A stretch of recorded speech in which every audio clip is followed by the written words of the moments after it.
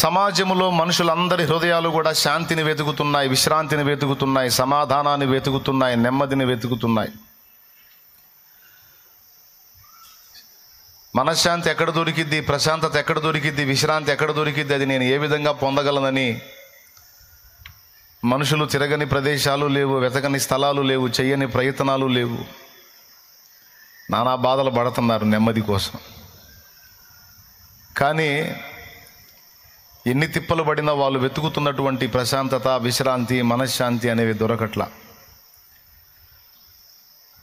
సినిమాకు వెళ్ళి కూర్చుంటే 3 గంటలు ఆ చూసేదాని మీద మనసు పోతున్నందున కాసేపేదో ఇక మన సొంత ఆలోచన రాకుండా సినిమాలో వాళ్ళు పడే అగసాట్లు చూసి మనం ఆనందపడటం, ఏడవటం, నవ్వటం, అదొక ఆనందం. కాసేపు అయిపోయిన తర్వాత అందరూ మళ్ళీ వరద బాధిత ముఖాలు వేసుకొని బయటకు వస్తారు. ఎవడు సంతోషంగా రాడు. పోయేటప్పుడేమో చిన్నప్పుడు సినిమా హాల్కు పోతే టికెట్ తెచ్చుకోవాలంటే పెద్ద కుస్తీ పోటీల్లో పాల్గొన్నట్టు ఉంటుంది. ఆ క్యూలోకి పోయి నిలబడి బయటకు వచ్చేసరికి సగం చొక్కా చినిగిపోయి, జుట్టు చిందరవందర అయిపోయి, బాగా నున్నంగా దువ్వుకొని పోతే చిందరవందర అయిపోయి, నలుగురు బడి లాగి తన్నీళ్ళు దగ్గర ఎట్లుంటాడు అవతారం అట్టేసుకొని బయటకు వచ్చాడు, సగం చినిగిన టికెట్లు చేత పట్టుకొని. వచ్చినోడు మళ్ళీ ప్రశాంతంగా ఉంటాడు. ఇక బాండి సాధించి అనుపాండి, కప్పు వచ్చింది మనకన్నట్టు పరిగెత్తుతారు.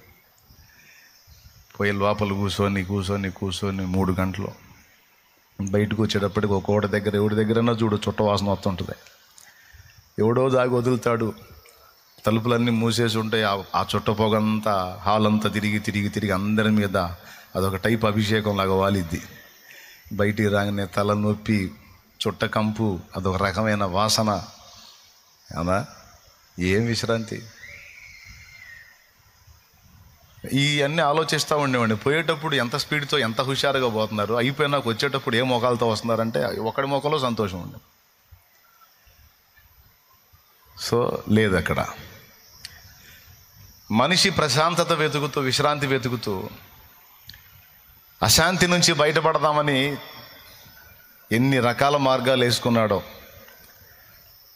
టూర్కి వెళ్తాం, ఏదో మంచి లొకేషన్ అనుకొని అసలు ఇక్కడుండే కొంతమంది వీడియోస్ చూసి అక్కడ అలా ఉంటుంది, సెలయేళ్ళు ఉంటాయి, జలపాతాలు ఉంటాయి, అస్సలు మామూలుగా ఉండదు, సూపర్ ఉంటుంది, గుడ్ క్లైమేట్, అది ఇదని అనుకుంటా పోతారు.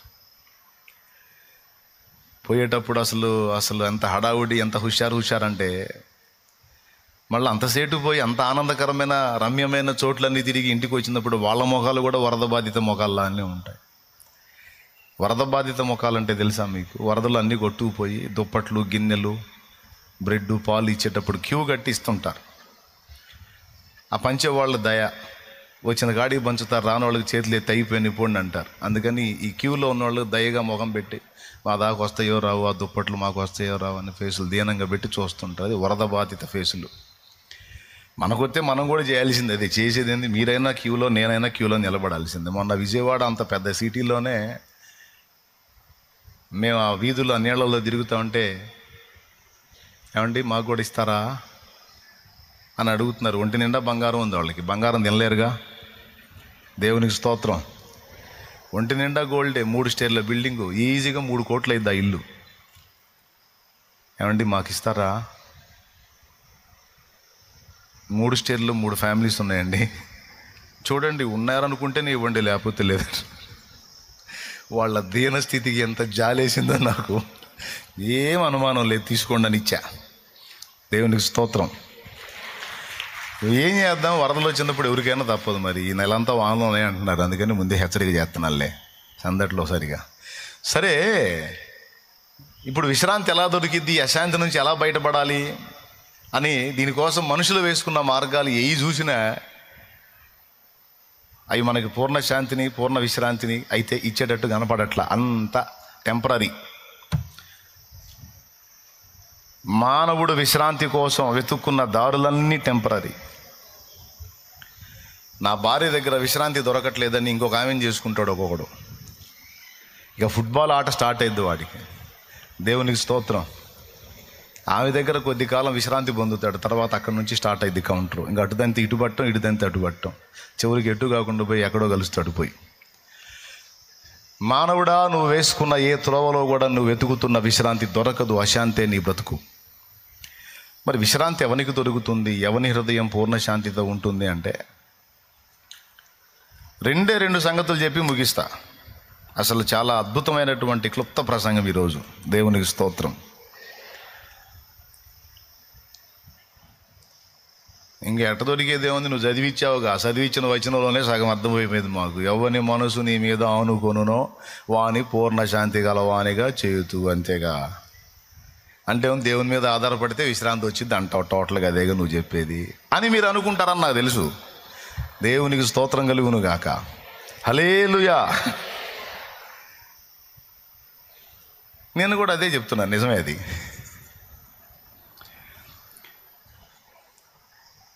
మనుషుల్ని భూమి మీద సృష్టించిన దేవుడు మనిషి మనుగడ కావలసిన అన్నీ ఇచ్చాడు.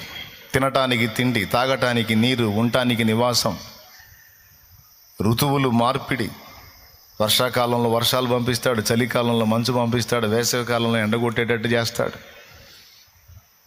త్రికాలాలు, 3 కాలాలకు సరిపోయినటువంటి క్లైమేట్ ఇస్తున్నాడు. మనిషి ఆహ్లాదానికి పశుపక్షాదులను ఇచ్చాడు. అన్నీ ఏర్పాటు చేశాడు. మానవుడు సౌకర్యవంతంగా బ్రతకడానికి కావలసిన వనరులన్నీ దేవుడు సృష్టించాడు. జాగ్రత్తగా వినండి, ఇంకా మ్యాటర్లోకి వెళ్తున్నాను నేను. అన్నీ ఏర్పాటు చేసిన దేవుడు ఇవన్నీ అనుభవించుట ద్వారా దొరకని ఒక విలువైన దానిని తన యొద్దనే పెట్టుకున్నాడు. ఇవన్నీ అనుభవించుట ద్వారా దొరకని ఒక దానిని తన యొద్ద పెట్టుకున్నాడు. దాని పేరే సంతోషము, సమాధానము, విశ్రాంతి, పూర్ణ శాంతి.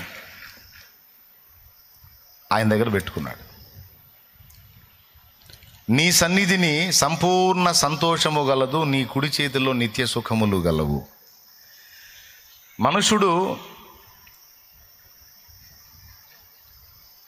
ఏమీ లేని భేద స్థితిలో ఉన్నప్పుడు ఒక ఇల్లు కట్టుకొని, ఒక స్థలం కొనుక్కొని, ఇల్లు కట్టుకొని, అందులో అన్నీ ఏర్పాటు చేసుకొని ప్రశాంతంగా అంత తెచ్చుకొని తిని ఆ ఇంట అడ్డం పడితే ప్రశాంతంగా ఉంటుందిరా బాబు, విశ్రాంతిగా ఉంటుంది అనుకుంటాడు. ఇప్పుడు దానికి ఇల్లు కట్టాలంటే డబ్బులు కావాలి, డబ్బులు సంపాదిస్తాడు, ఇల్లు కడతాడు, పావులో బయట సంపాదిస్తూ ఉంటాడు, ఆ ఇంట్లో బతుకుతూ ఉంటాడు. అయినా సరే ఇల్లు కట్టిన దాకా కడితే బాగుంటుంది అంటాడు. కట్టిన తర్వాత ఏముండదు. కట్టిన దాకేమో కడితే బాగుంటుంది కలగంటాడు. గృహప్రవేశం అయిపోయింది, చుట్టాలు పక్కాలు వస్తారు, ఈయన పెట్టింది తింటారు, పోతారు. భలే ఉందరా ఇల్లు, అసలు భలే కట్టావు అంటారు. అబ్బా వాళ్ళు పొగుడుతూ ఉంటే కాసేపు మనోడికి ఎక్కడెక్కడో తేలిపోతున్నట్టు ఉంటుంది. అదే కదా, అందుకోసమే వాళ్ళందరినీ పిలిచేది మనం. సరే వాళ్ళు తిని వాళ్ళు చేసే పని వాళ్ళు చేసి పోతారు. వాళ్ళు వెళ్ళిపోయిన తర్వాత మళ్ళా నిర్లిప్తత, కొద్ది రోజులు ఏదో కొంచెం హడావుడిగా ఉంటుంది, తర్వాత ఏం మారలేదు, మళ్ళీ ఏదో వెలితి. మీలో ఎవరికైనా అర్థమైందా ఇది? ఎంతమందికి అర్థమైంది? ఇలాంటి అనుభూతి కలిగిందా? రైట్, దేవునికి స్తోత్రం కలుగును గాక. పెళ్లి కానివాడికి పెళ్లి చేసుకుంటే బాగుంటుంది అని ఒకటే తపన. సరే వాడు ఆనందం తీరి ఆమె ఆనందం తీరి పెళ్ళి అయింది అనుకో. ఇక పెళ్ళైన తర్వాత బాగుంటుంది. అసలు సినిమా అక్కడి నుంచి స్టార్ట్ అయింది. దేవునికి స్తోత్రం. అప్పుడు దాకా ఫ్రీ బోర్డ్, వాడిని అడిగేవాళ్ళు లేడు, పెట్టేవాళ్ళు లేడు. ఇక ఆ రోజు నుంచి స్టార్ట్ అయిపోయింది. ఇక వాడు ఎక్కడో తిరుగుతామంటే, ఏమండి ఎక్కడున్నావు, పొద్దుపోయినట్టుంది కదా అంటారు. 4 రోజులు భలే హాయిగా ఉంటుంది. అరే నాకు ఫోన్ వచ్చింది రా, మా ఆవిడ చేసింది. పోరా ఇంకేం పో. 4 నెలలు అయిన తర్వాత, ఏమండి ఎక్కడుందంటే, యాడ్ ఉంటే నీకెందుకు, పోడు అయిపోయింది నీది, పోడు. పెళ్ళి అయితే బాగుంటుంది అనుకున్నారా, పెళ్ళి అయినా కూడా ఏం బాగాలేదురా. ఉద్యోగం వస్తే మామూలుగా ఉంటుంది, ఇక ఉద్యోగం వస్తే సూపర్గా ఉంటుంది అనుకుంటాడు చదివినోడు. ఉద్యోగం వచ్చిన తర్వాత బాగుందా అని అడిగితే, ఏం బాగు సార్, పొద్దున్న 10ంటికి పోయి సాయంత్రం 8 దాకా వస్తున్నావు వాడిని, ఏం అంటే. మనిషి భూమి మీద విలాసవంతంగా బతకడానికి కావలసిన వనరులన్నీ సమకూర్చుకొని అన్నీ కొప్పేసుకుంటే సూపర్గా బతకొచ్చు అనుకొని వాటన్నిటినీ పోగు చేసుకోవడానికి ముందు డబ్బు పోగు చేసుకుని ప్రపంచ ప్రఖ్యాతిగాంచినటువంటి మిలియనీర్స్లో, బిలియనీర్స్లో, ట్రిలియనీర్స్లో ఎక్కువ మంది ఆత్మహత్యలు చేసుకొని చచ్చిపోయారు. గతంలో చెప్పా, కావాలంటే పరిశోధించుకోండి. ప్రపంచ ప్రఖ్యాతిగాంచినటువంటి సినిమా యాక్టర్స్లో ఎక్కువ మంది ఆత్మహత్యలకు గురయ్యారు. ధనవంతులు ఆత్మహత్యలు చేసుకొని చనిపోయారు. ఒక్క డబ్బుంటే చాలు కదా, అన్నీ ఉన్నట్టే కదా, డబ్బే కదా కేంద్ర బిందువు, అది ఉంటే చాలు కదా, దాన్ని బట్టి అన్నీ సమకూర్చుకోవచ్చు, ఎదురుండదు ఇక మనకే అనుకొని బతుకంతా కష్టపడి కొప్పేసుకుంటే తీరా అదంతా పోగు చేసుకున్న తర్వాత విశ్రాంతి ప్రశాంతత కాదు కదా, దడ ఆయాసం ఎక్కువైపోయి ఒత్తిడికి గురై నానా రకాల టెన్షన్లకు గురై చివరికి ఆ ఇరిటేషన్లో చచ్చిపోయారు. కావాలంటే చెక్ చేసుకోండి. అందరికీ ఇప్పుడు ఇంటర్నెట్ అందుబాటులో ఉందిగా. దిక్కుమాలి చూడకపోతే ఇట్లాంటివి చూడండి, చెత్త చూడకపోతే ఇట్లాంటి ఆలోచించదగ్గవి చూడండి, మీకే వచ్చింది ఐడియా. కానీ నేను చెప్పింది నిజం. విషం తాగినోళ్ళు, బిల్డింగుల మీద నుంచి దూకినోళ్ళు, ఊరేసుకున్నోళ్ళు బోల్డ్ అంతమంది. కొంతమంది త్రాగుడుకు బానిస అయిపోయి తాగి లివర్ పాడే చచ్చిపోయిన వాళ్ళు చిన్న వయసుల్లోనే 30, 32, 33 లోపే.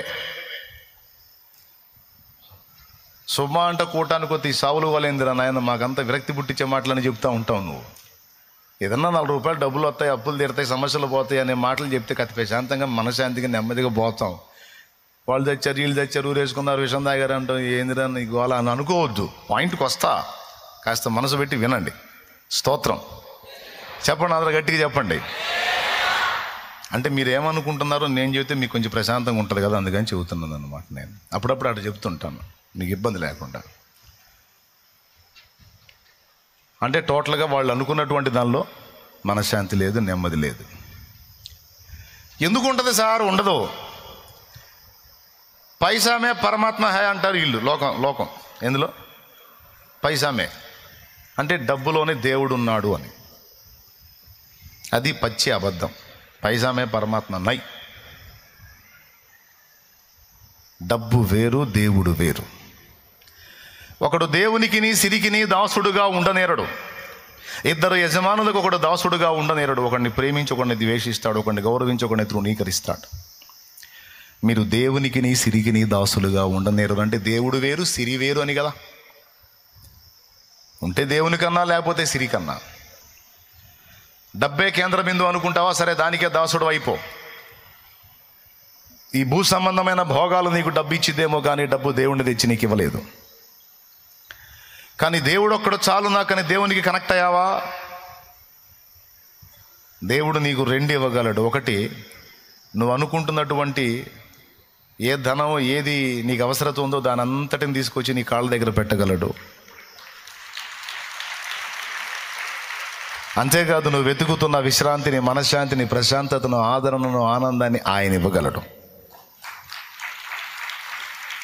సిరి చాలు, సిరిజాలు, సిరిజాలు, సిరిజాలు, డబ్బు చాలు, డబ్బు చాలు, డబ్బు చాలు, డబ్బు చాలు అని కేవలం అదే కేంద్ర బిందువుగా చేసుకొని బ్రతికేవానికి డబ్బు రావచ్చు. డబ్బు ద్వారా అనేక వనరులు, బిల్డింగు, అందులో కావలసిన ఐటమ్స్ అన్నీ నీకు రావచ్చు. కానీ దేవుని గుప్పెట్లో ఉన్నాయి మాత్రం డబ్బు నీకు తెచ్చి ఇవ్వలేదు. ఇది పచ్చి నిజం. దేవుని గుప్పెట్లో ఏమున్నాయి? ఆ లైట్లు ఎందుకు వచ్చి ఆరిపోతున్నాయి? దేవుని గుప్పెట్లో ఏమున్నాయి? ఆ లైట్లు ఎందుకు వచ్చి ఆరిపోతున్నాయి? అది కరెంటు వాళ్ళకి, ఇది మీకు. దేవునికి స్తోత్రం. పెద్దగా చెప్పండి. దేవుని గుప్పెట్లు ఏమున్నాయి? నీ సన్నిధిని సంపూర్ణ సంతోషము కలదు, నీ కుడి చేతిలో నిత్య సుఖములు కలవు. అంటే మానవుని యొక్క ఆత్మ, ప్రాణము, హృదయము వెతుకుతున్న విశ్రాంతి భూ సంబంధమైన వస్తు సామాగ్రిలో ఎందులో లేదు. అది దేవుని గుప్పెట్లో ఉంది. అది దేవుడు మనకు అనుగ్రహిస్తేనే దక్కుతుంది. ఆయన ఇవ్వనిది మానవుడు ఏది కూడా పొందలేడు. ఇది దేవుడు నాకు నేర్పిన పాఠం. ఈరోజు ఇక్కడ కూర్చున్న పరిశుద్ధులారా, దేవుని పిల్లలారా, భక్తిపరులారా, ఆత్మీయులారా, నా తండ్రి కుడి చేతుల్లో ఉన్నటువంటి ఆ సంతోషము, ఆ నిత్య సుఖములు, ఆ విశ్రాంతి, ఆ ప్రశాంతత మీకును నా తండ్రి దయచేయునుగాక. ఆ కృప మీకు కూడా దొరుకునుగాక నేను మనస్ఫూర్తిగా కోరుకుంటున్నాను. చెప్పండి, అది దేవుడిచ్చేదా లేకపోతే డబ్బు ఇచ్చేదా? ఒకవేళ డబ్బు ఇచ్చేదైతే వాళ్ళు ఎందుకు ప్రాణాలు తీసుకున్నారు? నిద్ర పట్టక మద్యానికి ఎందుకు బానిస అయ్యారు? నిద్ర పట్టక నిద్ర మాత్రలు మింగే పరిస్థితి ఎందుకు వచ్చింది వాళ్ళకి? డబ్బుంటే చాలుగా. కానీ సాధ్యపడిందా? అంటే డబ్బులో అందనిది ఏదో వాళ్ళకి అర్థమైంది, అది పొందటం ఎలాగో వాళ్ళకి అర్థం కాలేదు. ఎందుకంటే ఎన్నిసార్లు దేవుడి గురించి చెప్పబోయినా టైం లేదని సర్దుకున్నారు. బిజీ బిజీ, దేవుడికి టైం ఇవ్వలేనంత బిజీ, కాసేపన్నా దేవుడి గురించి ఆలోచించలేనంత బిజీ. టైం లేదు, టైం లేదు, టైం లేదు. ఆదివారం కూడా టైం లేదు. నాది బిజీ షెడ్యూల్ సార్. ఎంతసేపు బిజీ అయి కొప్పేసి చివరికి ఏముంది ఎవరా? చివరికి నువ్వు అన్వేషించకపోతే దేవుడు దొరకడు. ఎందుకంటే ఎన్నోసార్లు దేవుడు నీ తలుపు తట్టాడు, నువ్వు తీయలేదు. ఇక నువ్వు తలుపు తట్టబోయేటప్పుడు నీ టైం అయిపోతుంది. అందుకే నేను చెప్తున్నా, నువ్వు ఎంత బిజీ షెడ్యూల్లో ఉన్నా రోజులో కొంత సమయం నువ్వు ఒంటరిగా సింగిల్గా కూర్చొని నీ సృష్టికర్తను స్మరణ చేసుకోవటం అనేది నీకెంతైనా దీవెన, ఎంతైనా మేలు, ఎంతైనా క్షేమం, ఎంతైనా ఆరోగ్యం. రోజులో కనీసం ఒక గంట, 24 గంటలు మింగేయి, తినేసేయి, కానీ 1 గంట దేవునికి కేటాయించు. కూర్చో, సింగిల్గా కూర్చో. నువ్వు కాస్త దేవుడి గురించి ఆలోచించు. నేను అనేవాడిని ఉనికిలోకి వచ్చింది ఆయన వల్ల, నా మనుగడ సాగుతుంది ఆయన వల్ల. ఓయ్, యాత్ర ముగిస్తే నేను వెళ్ళాల్సింది ఆయన దగ్గరికి. కాబట్టి ఇది కనీసం ఈ గంట నేను దేవునికి కేటాయించి కాసేపు దేవుడి గురించి ఆలోచిస్తాను అనుకో. నువ్వు గదిలో కూర్చుంటావో, ఎక్కడ పొలంలో కూర్చుంటావో పురుషుడా, నువ్వు మిద్దె మీద కూర్చుంటావో, ఎక్కడ కూర్చుంటావో నాకు తెలియదు. కానీ ఒక రోజులో కనీసం 1 గంట సమయం సింగిల్గా నువ్వు దేవుడు, జస్ట్ సృష్టికర్తను స్మరణ చేసుకోవటానికి అంతే. దేవునికి స్తోత్రం. అలా కేటాయిస్తే ఎంత బాగుండు. కానీ ప్రజలకు అంత టైం లేదు. ఎక్కడా మరి బిజీ, అందరూ బిజీ జీవితాలు. ఈరోజు మీరు ఆయనకు సమయం ఇచ్చి వచ్చి ఇక్కడ కూర్చున్నారు. మీకు పని పాటలు ఉన్నాయి, మీకు బిజీ షెడ్యూల్స్ ఉన్నాయి, అన్నీ పక్కన పెట్టారు. ఎంతైనా దేవుడి కంటే ఎక్కువ కాదు, నాకు దేవుడు ముఖ్యం అనుకున్నావు, నాకు దేవుడే ప్రధానం అనుకున్నావు, వచ్చావు, కూర్చున్నావు, 4 మాటలు దేవుని మాటలు వింటున్నావు. ఇవి నిన్ను బలపరుస్తాయి, ప్రోత్సహిస్తాయి, మళ్ళీ దేవుని వైపుకు నీ హృదయాన్ని ఎత్తుకునేటట్టు చేస్తాయి, నీ హృదయాన్ని. అందుకే చెప్తున్నాను, మనుషుడా, నువ్వు వెతుకుతున్న విశ్రాంతి, పూర్ణ శాంతి, ప్రశాంతత, సంతోషం అవి దేవుని యొద్దనే ఉన్నాయి. తల్లి ఒడికి దూరమైన పసిపాప ఎన్ని వస్తువులు ఇచ్చినా నెమ్మది పొందదు. ఆడుకునే బొమ్మలివ్వు, కడుపు నిండా తిండి పెట్టు, ఏమన్నా ఇవ్వు, ఆ పాప ఏడుస్తానే ఉంటుంది. ఇవేవి ఇవ్వకపోయినా అమ్మ ఒడికి దాన్ని కానీ చేర్చగలిగితే, ఆ పసిబిడ్డని, ఆ చిట్టిదాన్ని తన తల్లి ఒడికి చేర్చగలిగితే, తల్లి ఒడికి చేరిన పసిపాప అప్పుడు స్వాంతన పొందుతుంది. నీ బొమ్మలు, తిండి, వస్తువులు ఏవి ఇవ్వలేని సంతోషం అమ్మ కౌగిట్లో ఆ పసిదానికి దొరుకుతుంది. అదంతే. ప్రతి తల్లి ఎరిగిన సత్యం ఇది. అట్లాగా దేవుడు మనకు అమ్మ నాన్న కంటే కూడా ఎక్కువ. ఆయన రెక్కల కిందికి చేరినప్పుడే మనకు విశ్రాంతి.